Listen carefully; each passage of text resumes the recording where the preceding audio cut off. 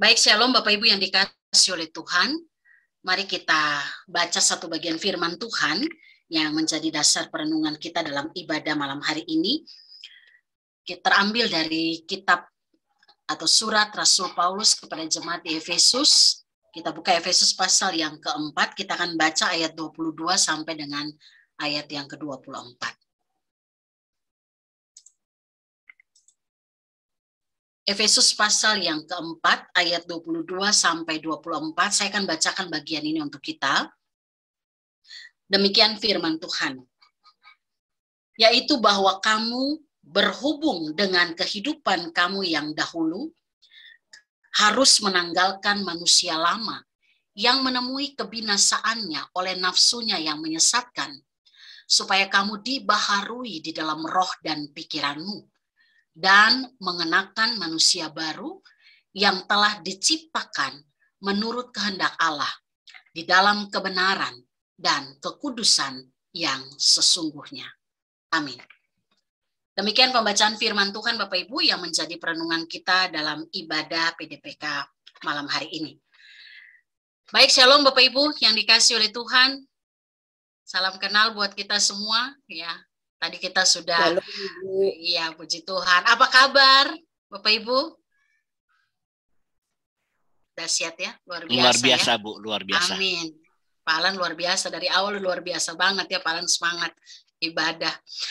Biasanya kalau ditanya apa kabar itu otomatis ya, saya kemana-mana kalau apa kabar, luar biasa, dahsyat. Dan memang kelihatan luar biasa sih ya, karena luar biasanya Tuhan kita bisa beribadah, amin ya. Itu karena kedahsyatan Tuhan bagi kita. Tapi luar biasanya kita itu kadang berkaitan dengan apa yang kita alami secara jasmani kita. Bagaimana kalau pertanyaannya begini? Apa kabar kondisi rohani Bapak Ibu? Luar biasa? Pak Alan dulu yang jawab kali ya. Ya. Apa kabar kondisi rohani kita, kekristenan kita? Puji Tuhan, baik Bu. Puji Tuhan, luar biasa ya. Kalau tadi luar biasa, apa kabar rohani kita ya? Baik-baiklah Bu, gitu ya, kira gitu ya. Apakah kita berani juga katakan luar biasa saya saat ini, kerohanian saya dalam Tuhan, kekristenan saya sedang luar biasanya nih dalam Tuhan. Dan memang itu yang harus kita alami dalam segala keadaan hidup, kondisi apapun yang kita jalani dalam hidup kita. Bapak Ibu, sehat tidaknya rohani kita itu sangat diukur atau ditentukan dari bagaimana respon kita atas setiap hal atau setiap keadaan hidup yang kita hadapi setiap saat dalam kehidupan kita. Ya, apakah di atas semua hal yang kita hadapi, ya, kita sedang ada dalam kondisi iman yang tetap teguh di dalam Kristus, atau kita goyang, kira-kira gitu ya. Makanya kenapa luar biasanya kita itu tidak hanya secara jasmani, tapi rohani kita, kekristenan kita pun masih tetap luar biasa dalam situasi apapun yang saat ini sedang Bapak Ibu hadapi. Saya cerita ada satu Bapak jemaat yang saya kenal, beliau itu cukup taat ya ke gereja. Tiap minggu pasti ada di gereja. Bukan Pak Rainer ya, bukan ya. Ini jemaat lain lagi. Ya, ada satu jemaat yang tiap minggu ke gereja saya lihat, tapi sekarang beliau sudah almarhum ya. Jadi satu ketika beliau sakit dan saya kunjungan ke rumah sakit. Lalu di rumah sakit ketika saya kunjungan dan beliau sudah mendengar apa yang menjadi analisa dokter untuk kesehatan jasmaninya, lalu beliau mulai ungkapkan sesuatu kepada saya. Dia bilang begini, Bu Pendeta, saya ini Bu, kalau harus berhadapan dengan persoalan ekonomi yang terpuruk, saya siap hadapi. Saya pernah ada di situ. Saya pernah ada dalam keadaan yang sangat terpuruk. Saya bisa lalui itu. Ataupun saya menghadapi masalah keluarga. Saya pernah hadapi masalah keluarga yang sampai pada ujung kehancuran, saya bisa lalui itu. Masalah pekerjaan usaha saya, sampai rumit semua yang saya kerjakan, saya bisa hadapi. Tapi satu hal, nah ini ada tapinya ya. Ternyata manusia itu terbatas ya. Dia bisa hadapi banyak hal, tapi beliau katakan begini, tapi Bu, satu hal ini saya nggak bisa hadapi. waktu dokter vonis saya harus menjalani proses pengobatan karena penyakit yang saya derita. Saya nggak siap. Seakan-akan saya mau bilang begini, Tuhan, ya, mana Tuhan yang dulu kasih kekuatan ke saya? Kenapa di bagian ini saya nggak bisa merdeka? Kenapa di bagian ini saya nggak siap? Dan memang beliau ungkapkan itu. Tapi puji Tuhan ya, sebelum beliau meninggal, beliau pergi dengan sebuah ketenangan karena dia siap menerima apapun keputusannya Tuhan. Bapak Ibu, manusia terbatas dalam segala sesuatu. Ya. Terkadang kita bisa menang di satu situasi, tapi di situasi lain kita bisa kalah, kita bisa tidak sanggup menghadapinya. Ada orang yang bilang begini, Bu, kalau saya dikasakiti orang ya, saya dibully orang tuh kayaknya saya bisa terima ya. Tapi jangan kalau anak saya. Wah, jangan kalau keluarga saya. Waduh, belum tentu saya bisa terima. Artinya, padahal itu orang anak Tuhan ya. Dan saya mendengar banyak pengakuan-pengakuan yang seperti itu.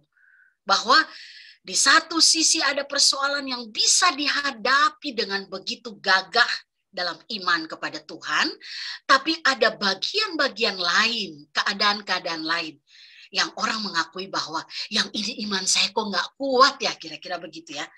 Oh yang bagian ini kok saya nggak kuat ya Bu Pendeta. Pertanyaannya kenapa? Mengapa sebagai anak Tuhan kita tidak bisa menang dalam semua area hidup? Ya, walaupun saya tahu ada orang yang sudah sampai pada tahap itu. Selalu ketika diperhadapkan pada persoalan, dia bisa hadapi itu dengan keteguhan iman di dalam Tuhan. Ya, ada. Mungkin juga ada di antara kita yang hadir malam hari ini. Tapi pertanyaannya kenapa kita jatuh bangun dalam pertumbuhan iman kita? Padahal kita orang Kristen. Bahkan ada juga yang Kristen dari kecil ya. Dari begitu pusarnya dipotong udah langsung itu bisa nyanyi lagu rohani, kira-kira begitu ya. Begitu pusar dipotong udah langsung ini kan kalau saya lihat nih dari dari farm-farmnya gitu ya, dari marganya, dari wajahnya kayaknya memang dari kecil juga udah lahir dari keluarga Kristiani gitu ya. Artinya kenapa kita udah begitu lama mengenal Kristus, tapi kita jatuh bangun di dalam kehidupan iman kita? Jawabannya sederhana Bapak Ibu. Karena namanya kita manusia, tadi saya bilang kita terbatas, natur kita itu adalah manusia yang berdosa. Kita pernah ada dalam satu situasi di mana kita itu hidup menurut apa kata kita, bukan apa kata Tuhan. Ya, itu yang disebut dengan manusia lama, status kita. Manusia yang hidup dikendalikan nafsu diri atau nafsu duniawi. Saya percaya Bapak Ibu kalau disuruh kasih kesaksian, kita bisa beri kesaksian bagaimana kita menjalani proses perubahan dari manusia yang lama, yang dulu, kalau orang dulu kenal saya, ada yang bilang ini, kalau orang dulu kenal saya, mungkin nggak nyangka kalau saya bisa seperti ini saat ini. Gitu ya. Karena kan kita punya masa lalu ya. Kita punya gaya hidup lama yang waktu kita SMA kayak apalah kita, kira-kira begitu ya. Saya percaya ketika sekarang ada di PDPK ya, semua baik-baik saja, kira-kira begitu ya. Amin ya Bapak Ibu ya. Mungkin ada juga yang dimenangkan ketika ada dalam persekutuan ini, atau dimenangkan itu artinya kita ada dalam sebuah komitmen perubahan gaya hidup yang sesuai dengan kehendak Tuhan. Masing-masing kita punya proses yang berbeda-beda. Ya. Tapi itulah dasarnya kenapa kita jatuh bangun. Karena itu semua adalah bagian yang harus kita jalani dalam proses kita menjadi murid Tuhan. Yang namanya murid belajar hari demi hari. Makanya tema kita hari ini next level.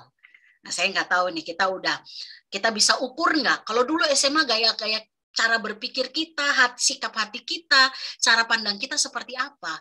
Dibandingkan dengan sekarang ketika kita sudah ada dalam kondisi yang berbeda, tetapi dalam situasi pergumulan yang masih sama.